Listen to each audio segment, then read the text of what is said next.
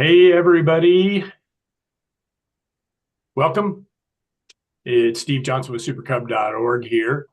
And welcome to tonight's Hump Day Hanger presentation, sponsored by supercub.org and the Not So Straight and Level podcast. I want to thank all of our supporting members and advertisers for making these Hump Day presentations possible. Of course, a huge thanks to the presenters, and last but certainly not least, you that are in the audience today. Also, please share these presentations. This is great stuff that a lot of folks would enjoy. Feel free to email your pilot buddies with the link to the YouTube channel or the post in supercub.org. Thank you. Our next scheduled HDHP is June 19th with Doug Turnbull, and he's going to be sharing his trip from upstate New York to Anchorage via the highway. Be lots of great photos and info, as always the case from Doug. We're going to get started right away here, and most of the supercub.org crowd is familiar with Dick Williams, and he needs little introduction. So I'm actually going to let Dick take it from here. Hello, and I assume you can hear me all right? Coming through here. It's great to be back, and a big thank you to Steve for having us back and suggesting this. We've got a new book out that we're pretty excited about, and that's what we're going to talk mostly about here. So those of you who don't know me, I'm in Idaho. I spent about 20 years doing commercial flying in the Idaho backcountry, and now at my old age, I'm doing a little bit of instruction, but mostly just personal flying, and still a lot in the Idaho backcountry with my own Super Cub. So I want to introduce my buddy Quigley, also known as Dr. Ron Hanks, and tell you a little bit about him because he's probably new to you. He's the primary author of our book, Draggin Tales, and he asked me to chip in and be a co-author, and I was proud to do that. He was one of our guest authors in our textbook, the textbook I did with Amy Hoover, and so we're paying him back a little bit, but happy to be a part of this book. I first met Ron back in the early 90s, and he was the national program manager for the BLM at the National Interagency Fire Center, NIFC, in Boise. And he is a longtime civil servant already. His whole career, Alaska, California, the National BLM office, then to the OAS office, and then to the Forest Service. A long, good career. One of the few good civil servants. Most of you who read my stuff know that I'm not a huge fan of the national government, the federal government, but this was the best boss I ever had. And the reason we put the OV-10 Bronco up here on the screen is because Ron was the man who introduced this airplane to fire aviation in the United States. And his genius got 10 of these airplanes out of Davis-Monthan, and 7 of them were A models and 3 of them were D models. And his genius, and we converted them for firefighting purposes, both air attack platform and lead plane leading tankers in. And the Forest Service had been running a P-Baron, pressurized Barons, if you can believe that, just a terrible airplane for this mission. And these airplanes were the perfect airplane for this mission. They eventually went to the California Department of Forestry, CDF, where they're still running, I think, about 18 of these.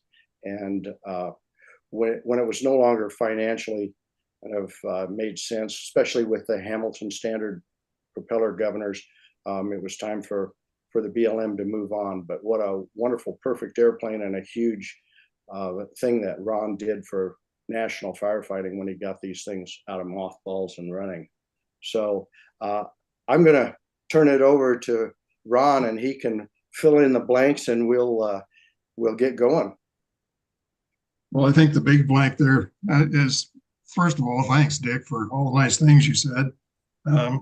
Take it or leave it, guys. You don't have to believe everything he says. But The other unsaid thing was how much fun we had working together over the years. And all of that work obviously took us out into the backcountry of the Northwest. I couldn't tell you how many weeks and how many days we spent out in the bush, if not flying. We were camped out there making helicopter operations work and making air tankers drop in the right places. And what a challenging career. So we did more than just fly out and fly back. We actually had to go out and live in it and understand it. And you'll be seeing, if you haven't already, you'll be seeing a lot of those experiences in our book. So I hope you enjoy it. Yeah. Yeah, this page that's up here now is just our contact information. You can, of course, order the book through Amazon or probably some other outlets. But if you want to contact us directly, we can autograph a book and ship it to you. And that works also. I think Amazon is charging about $30 for our color version and about $20 for the black and white version. We recommend the color version. We have a fair number of pictures, and they're always better in color. But that's our contact info there. Let's Ron, you want to start it off with some stuff on the book? Yeah, this one spells it out pretty well. Our intent obviously was to tell a lot of good stories that made sense for people wanting to get out into the backcountry. So we put together as many events and experiences and not to mention safe procedures. A lot of that was based on mistakes that we've seen and maybe done ourselves. The insight and encouragement to fly Taildraggers is kind of an obvious thing. It's a pretty big trend here in the last, I would say, 15, 20 years. There's a lot more Taildragger flying going on. A lot of people asking us to instruct as well. So that's really encouraging. And we wanted to put that in as a kind of a motivator for some of the stories in the book. Obviously, with Dick's experience, my experience, there are tricks to the trade. But wow, if you think about it, the different kinds of environment you can get into, even starting from Boise in an hour, you can be in high mountains over 8,000 feet, you can be in snow, or you can be out in the desert at 115 degrees. There's a lot of ways to get in trouble out there, and we wanted to expose the new pilots especially to those kinds of environments. And I think we did okay with that. And then just to bring it all home, we copied quite a few NTSB accident reports. Obviously left the names out, but we left the number of the actual report in there for you to go and read the detailed stuff. And there are some good ones. NTSB captures it all, and it's all true stuff. So none of that was made up. And I think that enhanced some of the lessons we were trying to share. What would you say, Dick? Yeah, for sure. I think so. We all know we can't make all of the mistakes ourselves, so we have to learn from others. And one thing that we kind of copied from Amy's and my textbook was the idea of using guest authors. And we got Amy herself to write our preface. I know when we wrote the textbook, we got Rod Machado to do our preface, which was fantastic. And so we just went back to Amy, and we got the 2022 Flight Instructor of the Year, Dr. Hoover, to write a great preface for this book. So not only do we have her, but we, after both Ron and I hold the Wright Brothers Award, which is that picture on the left, Ron getting his Wright Brothers Award. So you're talking 100 years between the two of us, but then you add people like Steve Henry, who you all know from the Stole Drag stuff, Bob Hanna from racing the P-51, Penn Store, a famous DC-3 early backcountry pilot from Montana and Idaho. And we just have some some great stories from experts who all have something to share and something to teach us. So I think that's a huge asset for the book. Absolutely. And we threw in several different types of tail draggers in there. And obviously competition is another new one. I've known Steve Henry now for over 20 years, and he actually helped put a starter on a Volkswagen powered Corby Starlet that I had built, and went out and flew it and just loved it. We had a lot of fun with that. So there's all kinds of different tail dragger flying, and we try to encourage people to poke their nose in some of these, because every different type is a new learning experience and you can never get them all done. So we think that's kind of a draw as well. Yeah, I think one of our best stories is by a friend of mine, Dave Shallow, who has an air taxi company here in Salmon, CIA, Central Idaho Aviation. And he's kind of the last story in the book, because his story was the epitome, the essence of what we were trying to get across, which is the difference between tricycle gear landings and operations and tail dragger operations. And Dave was a native of Alaska, but through a long series of events ended up in California trying to find an instructor to teach him in a 180. He had not flown tailwheel airplanes before, and the instructor told him it's the same thing as a 182. And you can imagine how that ended up. It ended up in a fairly serious ground loop. But Dave has a great story to tell there. That's kind of a great way to wrap the book up there too. What do we have next here? I think there's a glider slide next. Uh-huh. Yeah, and you brought up a Sorry, I'm laying down on the job here. You're awake. Interesting point you just made, Dick, about landing it like a Cessna. I just flew with a guy in a L-13 Atlantic glider on Saturday, and it's exactly what he did. We set up, we're 5 feet above the runway, and he starts to raise the nose and flare. You don't do that in a glider. You want to land nice and flat and smooth and use spoilers to get it on the ground. And it just pointed out that every person you fly with has a habit based on the way they learn and what they're flying the most. And if you haven't flown gliders, you ought to go do a couple of lessons in that just to see what you don't know. What I see the most is guys not using rudders, but they can learn a lot as well, just about where to find lift and how to use it. Obviously in the backcountry, and you get into big mountains, you need all the lift you can get. And if there's thermals out there, it might get you over a mountain that you have to fly around otherwise. I know, Dick, you have a couple of stories like that too. Yeah, I've got a grand total of about 200 hours in gliders, but I sure learned a lot in that 200 hours. My son, Patrick, has about 200 hours in them also, and he's one of our guest authors. He tells a great story. It's about a 10-page story about flying a Super Cub and working on a glider cross-country team while he was at the Air Force Academy. And I like to tell people, and he has about 200 hours also, but he beat me in all 3 measurements in gliders, which is, you know, distance that you go and height that you go and time that you stay in the air. And he surpassed me in a hurry, all 3 of those. But he has a great story. It's very true that you use these skills to fly mountains, whether you're in a tailwheel airplane or not. And there's one story that comes to mind that Mike Doris, a great friend of mine from over in McCall, was over here, and this was 40 years ago. We were both flying heavy loads out of Salmon to go to Indian Creek, which is a big put-in spot for float trips.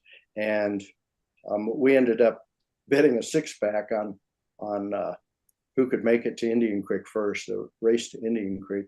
And I was in a 207, which is kind of a pig. And I took off after him. He was in a turbo 206. and it was a warm afternoon, and I had home field advantage, huge home field advantage, because I knew where 2 or 3, we call them house thermals, where I knew where 2 or 3 thermals could just consistently pop off in the valley. And they were the wrong direction from Indian Creek. So nobody was looking for me. Mike didn't know where I had gone, but I found ridge lift going up 1,000 feet a minute with a grossed out 207, and crossed the summit ahead of him on the way to Indian Creek. So the story goes on, but the main thing that I remember is he still owes me a 6-pack of beer. Anyway, I agree with Ron, and one of our chapters is under 100, and we talk about, we try to talk about all the tail draggers we could think of, and there's a lot to be said for flying the underpowered airplanes where you have to learn to fly the wing instead of the prop, and take advantage of lift and know how to work your airplane that way.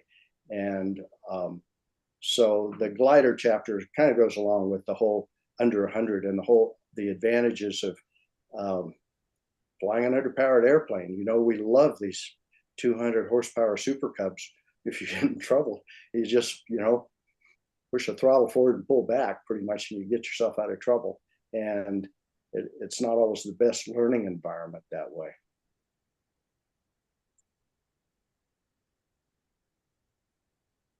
On this next slide, we also talked about some of those decisions that get people in trouble. And I pointed out a couple here just very specifically. That one near Salmon was going into the Flying Bee Ranch. According to the NTSB notes, the DA that day was 6,197 feet. So we all know that definitely has some performance issues. It's going to affect takeoff roll. It's going to affect climb. What you're betting on, though, is that the airborne conditions aren't going to change on top of the high DA. In this case, it sounds like it did. The pilots were taking off and planning on making a 180-degree turn after takeoff in a very narrow canyon, said to be about 800 feet wide at that point. And he simply couldn't get it done. After takeoff, he made a 90-degree turn and got a downdraft that forced him into a dead-end drainage, and they crashed into the trees. So it just raises a lot of questions about decision making.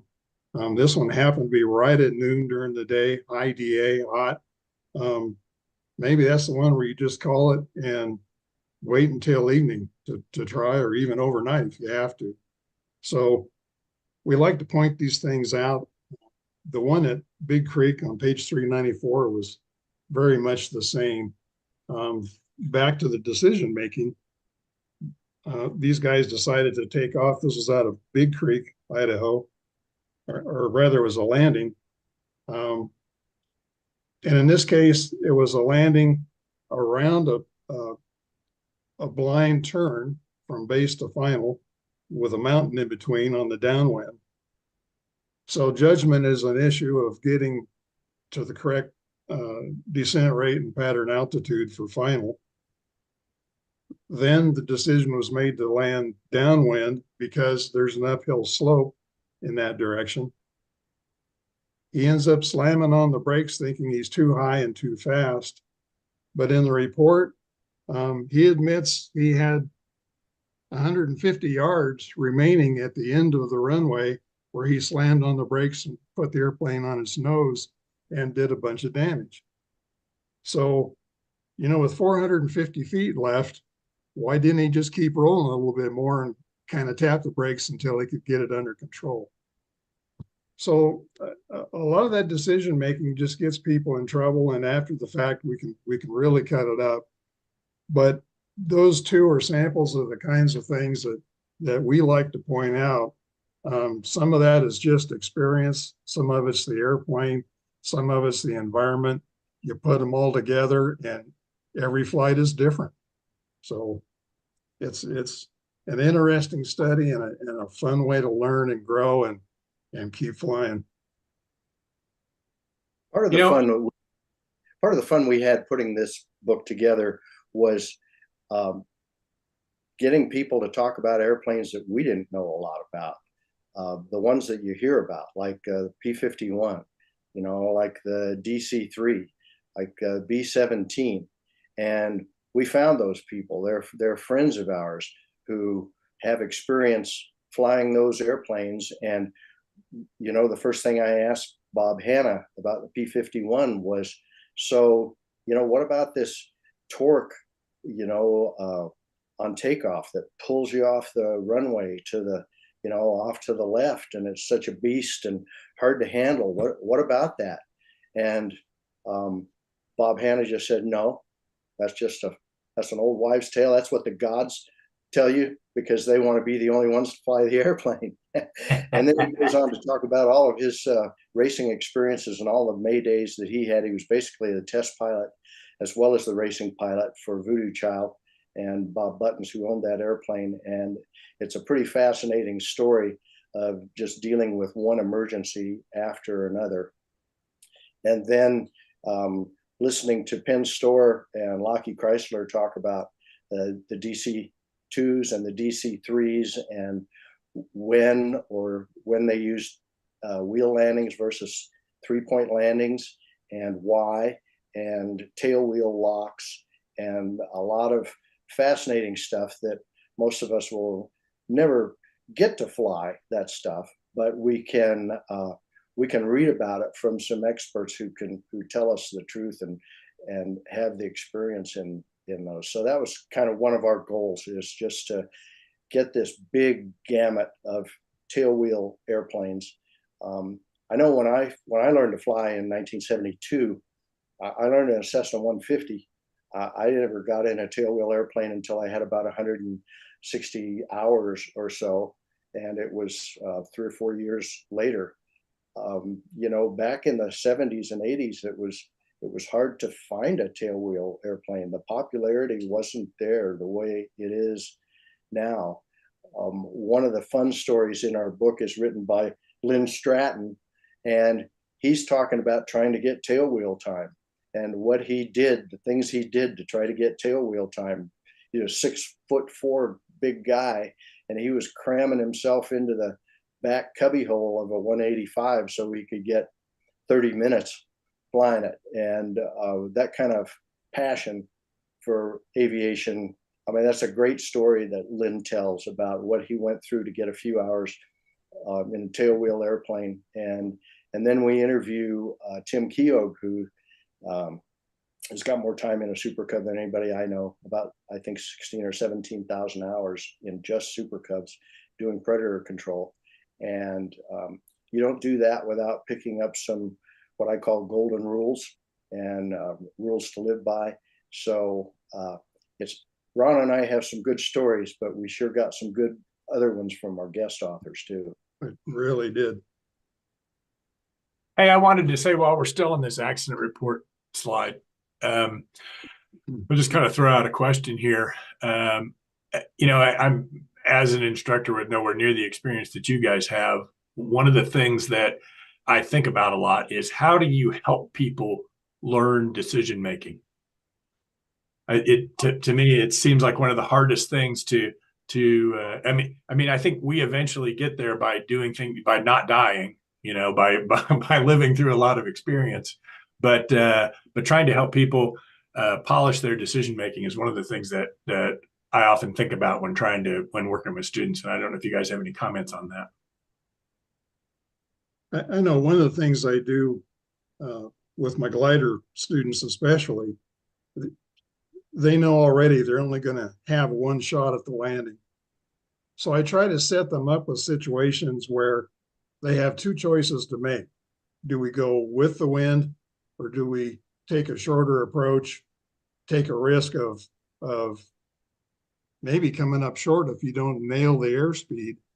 So you kind of set them up not to fail, but you set them up where they're in a position they have to decide one or the other to get themselves back on the ground safely. So I think by example, we can give situations in a positive way that makes people think a little more about what they're doing, get their head in the game, in other words. Yeah. One thing that I do, I try to talk about things on the ground first. For example, when I'm doing specialized backcountry instruction, we'll talk about navigation and how we're going to use the GPS sometimes, but at times we're going to hop from one airstrip to another, and it's going to cross a ridge and a drainage, and the GPS is not totally going to be your friend. It can lead you into spots that doesn't really make sense, and you're going to have to revert to your, following drainages rather than ridge hopping. And also like canyon escapes, blind canyon escapes. We'll talk about, for example, learning what, if you're going upriver or downriver, and what in these rivers out here, whitewater rivers with rapids, you can look at the rapid and tell if you're going upstream or downstream. And what's that mean? Is the drainage getting smaller or is it getting larger? And then when we get in the airplane, I have some places to go where I can put them in that scenario where they actually experience it after we've talked about it. And it's always different. You can talk, and I think, Steve, you were saying not too long ago, you can talk about this stuff and try to intellectualize it for hours on end. And until you go out and actually fly it and practice it, it's not going to make total sense.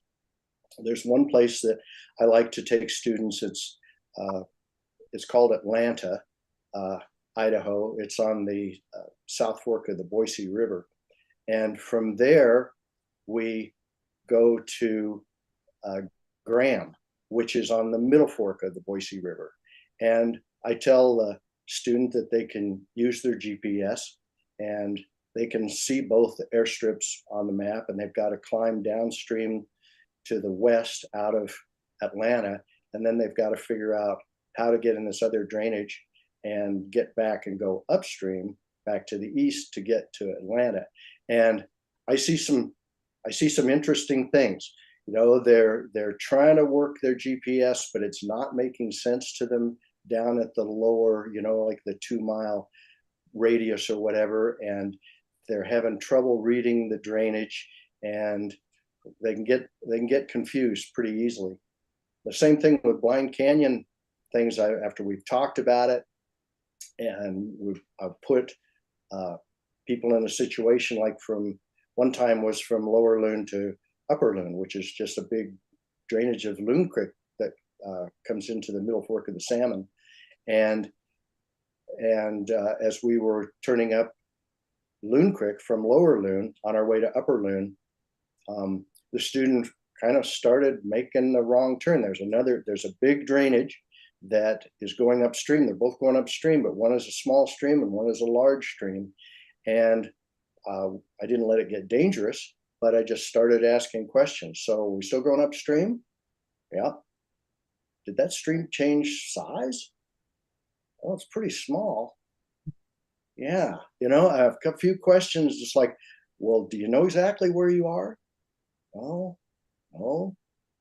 let's get out of here. It's time to turn it. And you put them in that scenario, and then they don't forget that. Right. That, Dick, that leads into, I'm sorry to ask questions right in the middle of your presentation here, but it just seemed like a good time. And that kind of leads right into the discussion we had when we were talking the other day. And one of the things you point out in the book too is that is the folks that just want to learn all this from YouTube. And that's how we're going to learn what to do. We're not going to actually have the experience. We're going to get it in, and YouTube or a book even, but those kinds of things. But you just cannot replace actual experience, especially I think when you're talking about high density altitudes. Well, that's totally true, Steve. And one way I try to demonstrate that, particularly if I see a lot of dependence on the gadgets, the electronics, If they're spending more time head down than they are heads up, heads out, I like to turn off the GPS and just see if they really know where they are. Did they even open a chart and bring it with them, you know? And 9 times out of 10, if they have it, it's in the back seat or somewhere they can't get to it, you know? Those are pretty valid, just basic lessons out in the kind of country where you don't want to be lost and you don't want to lose all the electronics at one time. And it happens a lot. So A paper chart costs about as much as a load of fuel now, though, doesn't it? they're getting hard to get. Yeah. Yeah. Yeah, I sure. pencil out the dates and just write a new one in.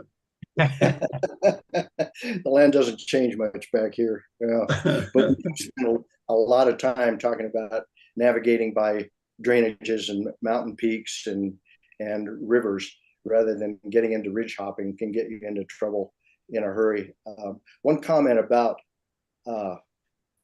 density altitude, we tend to think of it for takeoff. That's primarily, I think, where pilots go, is saying, okay, how's this going to affect my takeoff? And that it is probably the most critical place that density altitude can hurt us.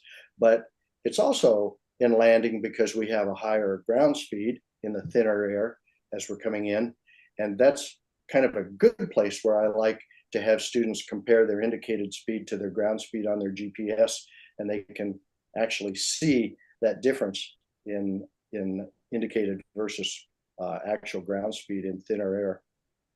And the thing about density altitude that a lot of people, I think, have trouble realizing is how it affects your climb performance. So once you get airborne and get going, yeah, okay, the critical takeoff phase is behind you, but you still got to climb over a 9,000 foot peak or ridge up here, and it's not going to do it the way that it did it back in the Midwest.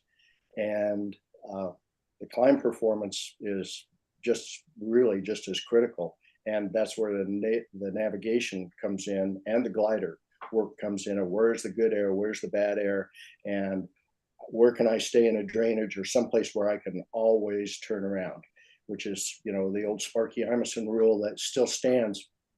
Always have an out, always have a way to get out. I'll speak to the YouTube stuff a little bit. I think it's like AI. It can be incredibly good and it can be incredibly bad.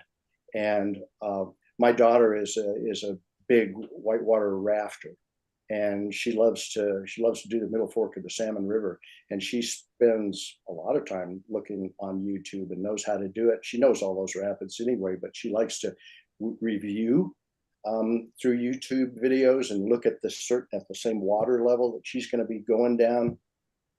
Just as a review, she's been down there 30 times, but she'll use it as a good review for what am I getting into, 100 miles, 7-day trip of whitewater rafting. And I think some YouTube stuff in aviation can be used the same way. And there's definitely some good stuff out there. But there's bad stuff too. And there's a lot of people who want to focus the cameras on themselves. And it looks like it's kind of an ego trip where there's a look what I did. And there's a limited amount that you can learn from that by just watching it. So I think it's important to know how to filter that stuff. Very good. Any comments about that, Ron? No, I totally agree. I kind of took off with the thought on aerial photography. We've seen a lot of accidents. Dick mentioned using the YouTube, but having cameras in the cockpit as well for hero shots. Boy, we've seen a lot of accidents, especially in Alaska.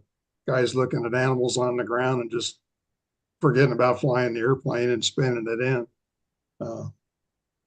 So those are all things that can be taught. I think with the right attitude and the right skills, it can be done. It can be done safely, and that's what we need to reinforce. It is funny to see students get involved with their cameras in the cockpit. And Yeah. I've had to ask them to just turn them off more than once. It seems to be sometimes more important than doing the approach. And it's like, well, let's reset our priorities here a little bit. Yeah. Don't forget to fly the airplane. Yeah. Well, So I clicked your slide off just because we were just talking, but you had some kind of final tips and takeaways was one of your last slides there. If you've got some other things, and then we can kind of open it up for some questions if you like, or comments. sure. One thing I was thinking about a few minutes ago as we were talking, in Amy's and my textbook, we interviewed Paul Klaus, and it's a pretty fascinating interview in there where he talks about how the pilots that he uses for his lodge work, and the one guy who he says is the best Cub pilot he has, flies it every day, and he flies that airplane virtually every day during the season, and it has thousands of gravel bar landings. And he says when people come to him and want a job with him, he basically asks them what kind of experience they have, and he says, go do 1,000 gravel bar landings and come back and we'll talk. And his point is practice, practice, practice. And Bob Hanna will tell you the same thing. You're not going to keep that razor sharp edge proficiency if you don't just go out there and do it. And it doesn't matter who you are, and it doesn't matter how many hours you have. You're not going to stay proficient if you don't keep practicing. I use Steve Henry as that example for a lot of people because if you've ever been to one of the STOL competitions or whatever that he does, you'll notice that as soon as they open the field up for practice, he's out there, and that after the event is over, he's out there practicing. And that's why the guy can do what he does. I mean, it really is. It's all about that kind of time behind the stick, I think. Yeah. A little bit about Steve's background, not to drill the point, but he started out as a motorcycle racer. Yep. And one of the things he told me was that he had wrecked so many motorcycles, it was no big deal to get into an airplane and knock a tire off or break a tail wheel, or he just expected to do it. So he went out and did it. And he's got a lot of bent parts to prove what his point was. He goes out and gets in some of the worst situations and landing areas just to see if he can do it. And then he fixes it and goes and does it again. So he's the real deal. He's been out there and done it all. He also dances quite well. Yeah. Hey, to all you folks listening too, if anybody's got a question or anybody wants to talk, you can either raise your hand with the little raise your hand deal on the Zoom if you know how to do that. Sorry, you folks on YouTube, you won't be able to talk, but if you've got questions, you're welcome to ask them in the chat over there, and I'll pass them along. If anybody has any questions for Dick or Ron, that would be great. While we're waiting for some, your Ron's story about Steve being a motorcycle racer. Of course, Bob Hanna was a big time motorcycle racer, and I asked him at one point in our interview how aircraft racing compared to motorcycle racing, and said not in the slightest, not in the least. Mm-hmm. He was proficient enough or felt comfortable enough motocross racing that he said I could be thinking about what I was going to order for dinner that night. Said, but he several flights getting back on the P-51, getting it on the ground, all he wanted to do was go to sleep. He felt so tired he couldn't even crawl out of the cockpit. That's the kind of the stress and the strain of that lifestyle, which is, I think, is why he decided it wasn't fun anymore. Yeah, different world. Anybody out there got any questions for Dick or Ron? Yeah. We Or hope you like the comments. book. We're getting some great reviews already on it. Came out a little bit larger than I thought it was going to end up, but we put a lot of pictures in it. Pictures are always good. But we're getting a lot of good response on it, so we're happy with it.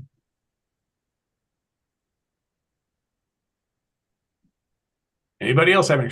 I warned you guys. This is the way these people are. They don't ask questions.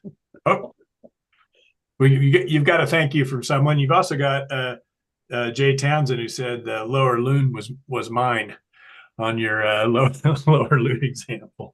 So he says it was a great lesson. Who said that? Jay Townsend, who was Jay's here. loon Oh, yeah. yeah. So Hey, Jay. YouTube. we had some fun. Yeah, we had some good times. But you know, you're not the only one that's happened to. I don't think Dave Berger would mind if I use his name, but way back when I started the mountain flying school out of Salmon here in the 80s, Dave Berger's a member of supercub.org, and he's a British doctor, but he lives in Australia.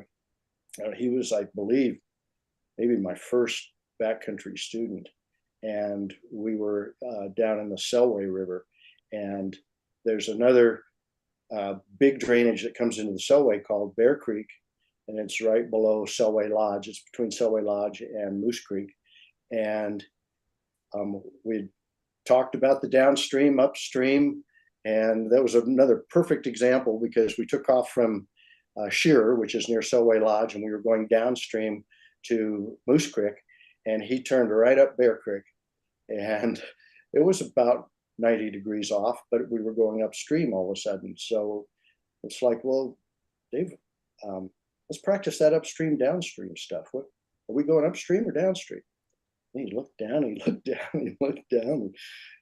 I knew that he knew that we were going upstream, and it was a big wide drainage. It wasn't critical or anything, but he said, well, I think we're going upstream. I said, aren't we supposed to be going downstream? Yeah. Well, let's get out of here. so it happens on a fairly regular basis. Hey, I got a question from Randy Korfman, who says hi. And hey, what survival things do you carry when mayhem hits home? I have a regular kit made up, a go bag with the basics in it. I always carry either a breakdown rifle or a handgun, preferably a larger caliber, depending on where you're going to fly with bears or not. A dry gallon collapsible water container, some freeze-dried food, enough for 2 or 3 people. If you've got a passenger, plan on staying out a couple days. Then obviously some kind of shelter. If you can take a small tent, you got room for it, do it. That could be a lifesaver at night. And then space blankets are good. I always do that. Obviously fire starter, anything that would help to make a fire and keep one going. Flints, if that's what you like. Just good old lighters is always good. They're hard to find now too. So some real basic stuff can get you out of trouble for an overnighter if you had to. And I only had to do that once, but it was nice to have. Yeah. I tell people it varies on the season and it varies on the country. And Richard McSpadden was a good friend, and he talked me into upgrading what I was carrying a little bit. And I went and spent some money at REI and got a pretty expensive, because lightweight, the lighter it is, the more it costs. But a lightweight sleeping bag and pad that I carry year round in the back. The Idaho backcountry has kind of shrunken. From when I started flying in the 70s, we had single sideband radios that some of the lodges had that would sometimes work and sometimes not. And not very good. I had a Mark 12 radio, I think, in my Cub, and not very good communication. And it's really shrunk. There's Wi-Fi and satellite communication at most of the lodges in the backcountry. in the Idaho backcountry now, and you're not as far from civilization as I feel that we used to be. But a place like Alaska, where Ron has a lot more time up there than I do, but it's so huge and truly a primitive area where you can really be out in the middle of nowhere.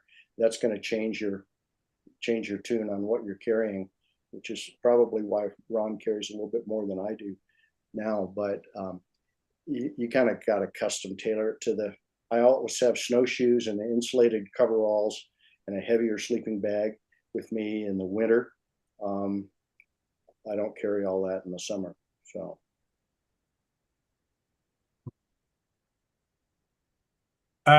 Question here, are the Big Creek airstrips open yet?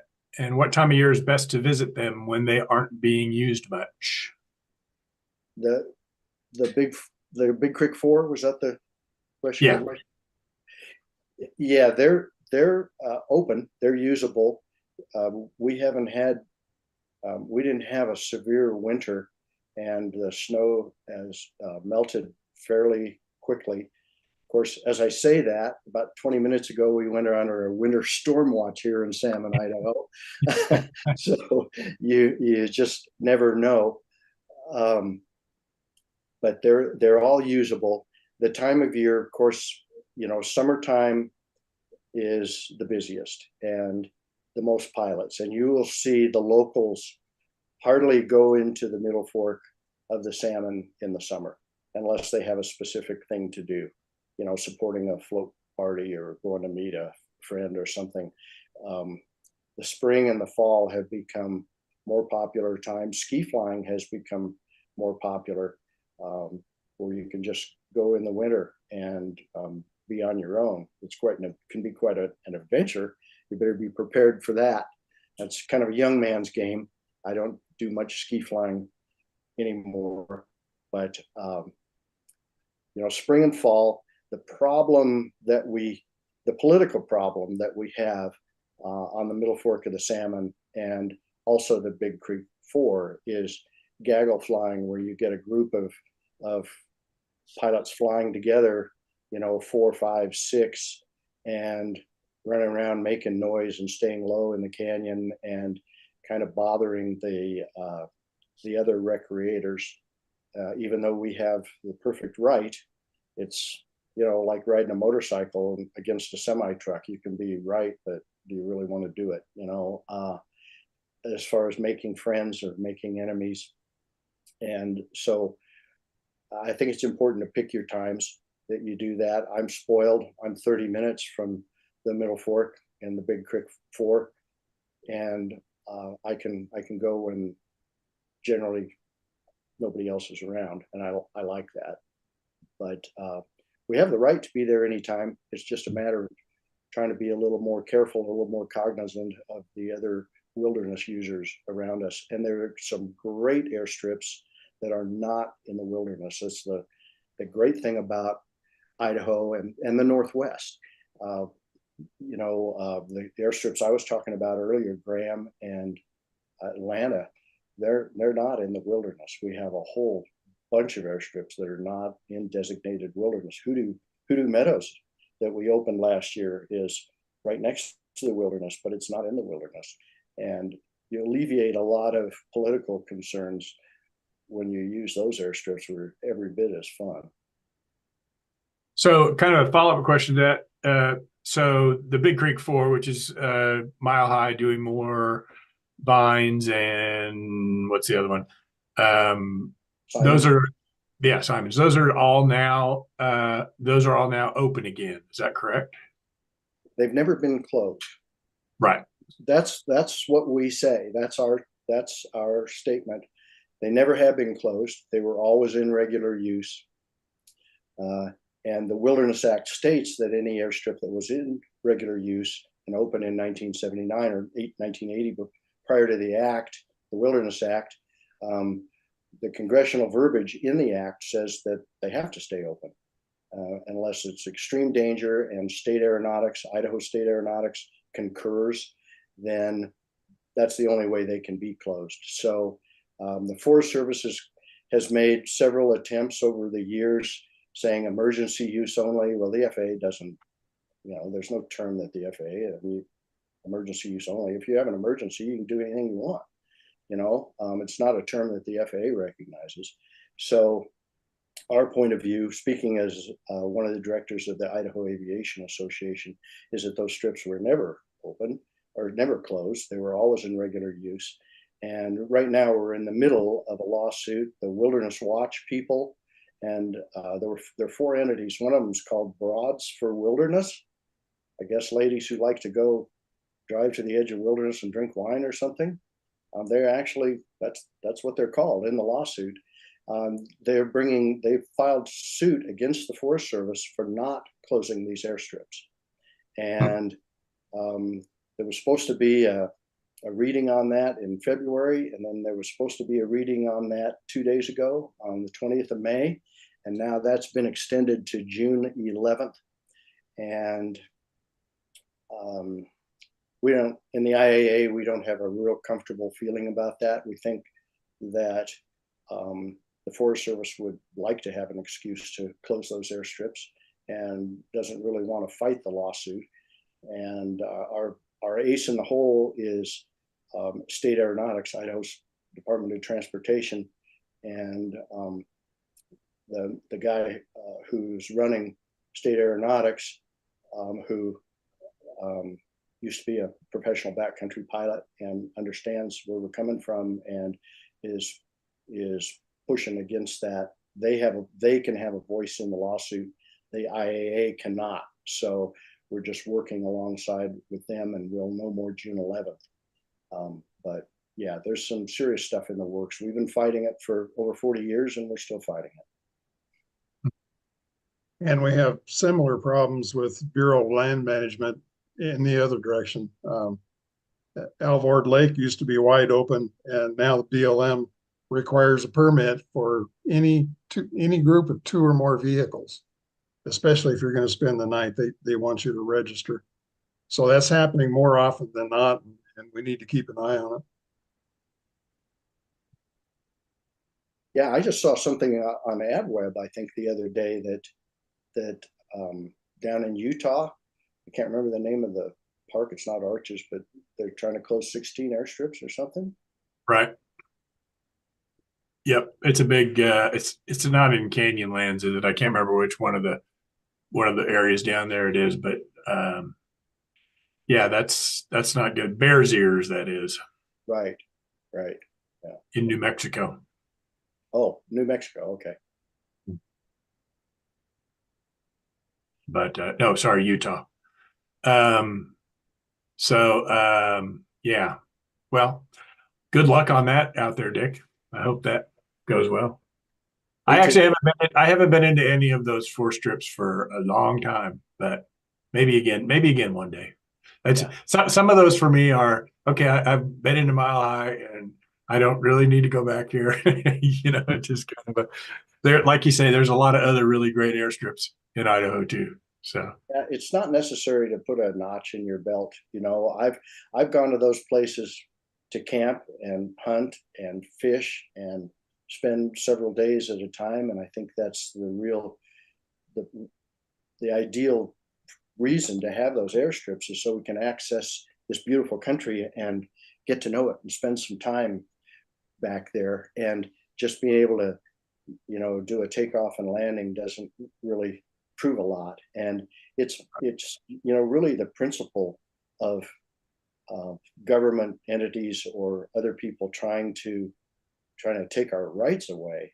Whether you're going to use the airstrip or not, there's legal congressional verbiage in the Wilderness Act that people seem to want to change after 50 years, and it's just a strange thought to me. Gentlemen, thank you very much. This was really nice. I'm going to pop this little slide back up again here if anybody wants to grab that information. The book is called Draggin Tales, and it's by Ron Hanks and Dick Williams. And you guys didn't use your handles tonight. I was expecting to see that on the Tricky and Quigley. So, if the viewers don't know about that, I'm going to let them get the book and find out about it. So, but really a great read. I admittedly am about 75% of the way through it because I've just had a lot going on here. But a great book, hard to put down, a lot of good stories, and I think valuable information for anybody who's thinking about flying in the backcountry or thinking about flying tail draggers, especially. So, but I hope so. And we one of our readers and one of our guest authors suggested that we kind of pull it back a little bit on the call signs, Quigley and Tricky, because he said you've got serious stuff here that you're talking about. It's important stuff and serious stuff, and don't make too much light of it. And so we did pull back, but we were great hunting buddies, decades ago, and a group of us had our call signs, and we still go by them, and it was one of the fun things about the book. And also we have about 3 or 4 areas where we just kind of banter, and have a fun arguments back and forth. What is the best backcountry airplane ever, and which way should you land, three pointers or wheel? And we have some fun with some of those discussions. So hope you all get a copy and enjoy it.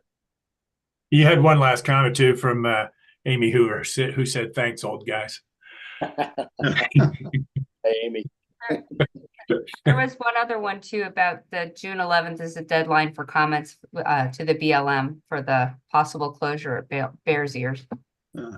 Yeah, and you can check the RAF website as well too, the RAF.org. I know they've been involved in that all along as well. So, but again, thank you very much for your time this evening. Thanks for writing the book and the other things that you've done. And we look forward to seeing you here again when you write your next book. Thanks for having us. Sounds good. Thanks again, Steve. All right, you betcha.